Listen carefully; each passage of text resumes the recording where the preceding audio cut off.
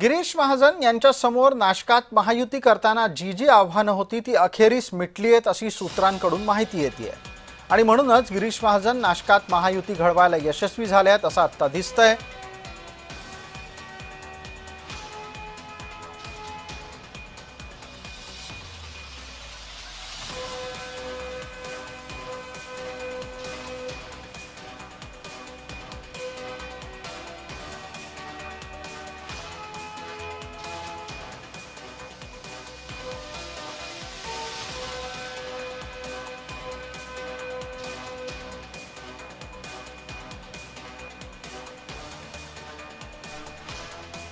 गिरीश महाजनांनी नाशकामध्ये महायुती घडवली असून यामध्ये भारतीय जनता पार्टी 80, शिवसेना 35 तर राष्ट्रवादी 6 जागा लढवणार आहे।